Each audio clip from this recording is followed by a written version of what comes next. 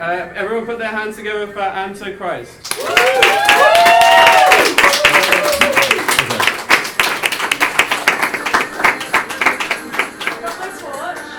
I'll just use this candle. I've got to set the mood. Okay, I'm going to tell you a story. This story is actually a real story. It happened to me and my sister. Where should I sit and do this? Maybe here? I really want the candle in front of my face. Maybe I can put it on my floor or something. Alright. I'm going to catch a flame. So just let me know when you want the pictures. Okay, I mean we can put some of them up now because maybe Okay. I'll set the scene. Mm-hmm. So this was me when I was 19, and it was my first house I moved into with my first roommate. This is Jane, and our collage wall. I think there's like some cockroach guts there because it was like infested with cockroaches. But basically I moved into this house that was above an antique toy shop, and this toy shop had like the most incredible toys. Like I remember they had a whole wall of just original Mr. Potato Head, but like in every fruit and vegetable you can think of, and like just like Ghostbusters, like convertibles with like all of them, and like yeah, they had the most vintage toys. But actually it was owned by ex Michael Jackson impersonator. Oh, there's me when I was 19, looking hot to trot. This is my sister, and during that time, she was only 16 at the time. She ended up moving in with me, and I took care of her. So we lived above this toy shop, and it was owned by this guy here, and his name was Richard. And he was actually an ex-Michael Jackson impersonator. So he had like full plastic surgery to look like Michael Jackson. And he was a very interesting character. I mean, I think he was also very mentally ill. And he was very cool. Like when you first met Richard, you would really like kind of be captured by him. And then after a while, after a few months, there'd always be moments where he'd have like another personality that would come in and just totally ruin his relationships with people. So during the time that I lived in this house, we had a turbulent relationship, and we didn't talk after a while because he ended up yelling at one of my friends for just going in the shop, and then I was like, that's not fair. Well, anyway, so we hadn't spoken for months. And before this though, I remember one day he told me a story about how these police officers broke into his house, but they had these guns that could see through walls, and he felt so like scared that he used to breed Chihuahua dogs as well in this place. Like, so it was a really tiny space, and he had like 6 or 7 Chihuahua dog like puppies running around all the time. And anyway, so we hadn't spoken for a while, and so when he told me these stories, I realized obviously there's something else there, because there's no guns that can see through walls. Like, he's obviously having an episode, you know? Anyway, so this one night, so we had this real estate on the corner of the street that were like the mafia in the area. Like, they were kind of bullies, and they were really awful to all of us, and they would always fight with Richard. And this one day, Richard come up to me, and we hadn't talked for months. So he came up to me, but he was actually really like upset, and he had this huge lump on his head. And I said, oh, what's wrong, Richard? And he's like, you know, the guys in the real estate, we had a fight yesterday, and they grabbed me and they hit my head against this wall, and he had this lump to prove it. Anyway, I thought nothing of it. And then a week later, so I was at home with my sister. So I was at home with my sister, and she was 16 at the time, I was 19, I was in university, and it was just us two, you know, in the house. All the lights went off, and then I hear a knock at the door.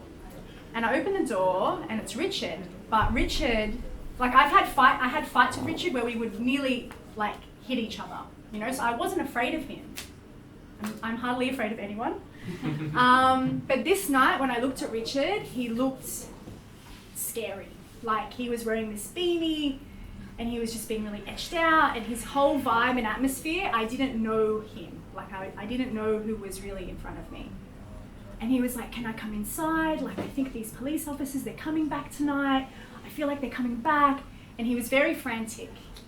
And I said, Richard, like, someone's turned off the electricity. Like, even if you came in, like, we're going to be all sitting in the dark, you know? And he said, oh, no, I did that.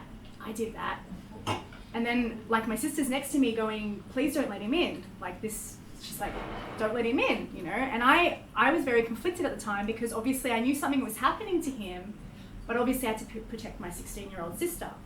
So I said to him, look, I've got university tomorrow, please, like, just go and turn on the electricity because I need to draw and finish my assessment. And then he was like, okay. So anyway, he went to turn on the electricity and then I closed the door. And then I heard him go back inside. And during this time, I was really upset. And so I called my best friend and I said, she lives an hour away or something. So I said, Sam, like, I don't know if I'm overreacting, but something's happening downstairs with Richard and I just want you to come over and bring, like, your boyfriend and we can all talk to him together. Because I felt like if this person is very unpredictable, like, if something happens, like, what can I do, you know? Anyway, she said she was going to come, whatever. But then an hour went past and she still wasn't back. So then I was getting kind of like, oh, maybe I'm overreacting, like maybe nothing's actually happening, everything's okay, kind of thing. So I called her back and I said, look, don't worry about coming over. You know, maybe I'm being silly. Let's just see what happens tomorrow, you know? Anyway, so during the night, we could hear him talking underneath the floorboards. So his main room, like the main toy shop, was underneath our lounge room, basically. And during the night, yeah, he was just talking to no one, I guess. And in the morning we woke up and the dogs were crying. And my sister instantly was like, something's happened, like we have to do something. And I said, well, we don't really know what's happening. Like the dogs are crying, like, I don't know, like don't say that, you know, I was kind of in denial. Anyway, then maybe 4 days went on and I heard nothing from downstairs, like nothing, which is weird because Richard would always play like full on like techno music, like really loud, and he'd always like take the bins out on a Thursday and like come Thursday the bins weren't out, like you just heard nothing, right? Anyway, so Thursday I call the real estate and I tell them, look, something's happened, you have to call the police, like, or come in and try to open the door, like to see what's happening because I had keys.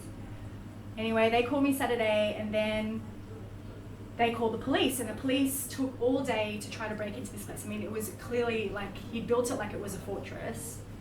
And when they found him, when they opened, they found him like hanging dead in the toy shop, surrounded by all the toys and a life-size John Wayne on a horse, which was like, it's just like, just that to me was just a horrific imagined scene that I imagined.